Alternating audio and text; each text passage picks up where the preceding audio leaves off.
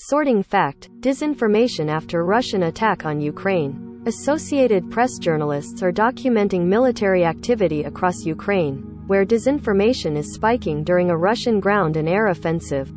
Kyiv, Ukraine. Associated Press journalists around Ukraine and beyond are documenting military activity during Russia's invasion.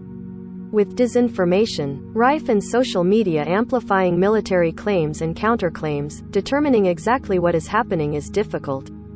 Here's a look at what could be confirmed. What are the latest developments? Huge explosions lit up the sky early Sunday south of the capital, Kyiv, where people hunkered down in homes, underground garages and subway stations in anticipation of a full-scale assault by Russian forces. Flames billowed into the air before dawn from an oil depot near an air base in Vasilkiv where there has been intense fighting, according to the town's mayor. President Volodymyr Zelensky's office said another explosion came from the civilian Zhuliany airport. Videos posted on Ukrainian media and social networks showed Russian vehicles moving across Kharkiv and Russian troops roaming the city in small groups. 1. Showed Ukrainian troops firing at the Russians and damaged Russian light utility vehicles abandoned nearby. Russia claims its assault on Ukraine is aimed only at military targets, but bridges, schools and residential neighborhoods have been hit. Announced by Russian authorities. President Vladimir Putin ordered Russian nuclear forces put on high alert in response to what he called aggressive statements by leading NATO powers. The directive to put Russia's nuclear weapons in an increased state of readiness for launch raised fears that the crisis could boil over into nuclear warfare. Whether by design or mistake, the Russian military said it blocked strategic cities along Ukraine's coast as it pushed its offensive in the south. They said Russian troops fully blocked the city of Kherson on the Black Sea and the port of Berdyansk on the Azov Sea, and that Russian forces also took control of an air base near Kherson and the city of Henichesk on the Azov Sea. Announced by Ukrainian authorities. Ukraine says about 3,500 Russian troops have been killed during the invasion of Ukraine.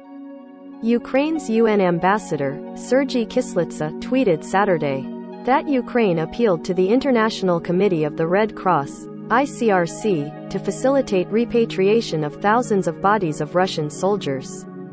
An accompanying chart claimed 3,500 Russian troops have been killed. Russian forces blew up a gas pipeline in Kharkiv, the country's second-largest city. Ukrainian authorities warned the explosion could cause an environmental catastrophe and advised residents to cover their windows with damp cloth or gauze and to drink plenty of fluids. Ukraine's top prosecutor, Irina Venediktova, said Russian forces were unable to take Kharkiv, where a fierce battle was underway. The city of 1.5 million is located 40 kilometers (25 miles) from the Russian border. Ukrainian President Volodymyr Zelensky's office said Ukrainian and Russian officials' sides would meet for talks at an unspecified location on the Belarusian. Announced by officials elsewhere. Laetitia Courtois, ICRC's permanent observer to the UN, told the Associated Press that it could not confirm the Ukrainian claim that 3,500 Russian troops were killed because the situation in Ukraine was a limitation for our teams on the ground. The United Nations Refugee Agency said about 368,000 Ukrainians have arrived in Poland, Moldova and other neighboring countries since the invasion started.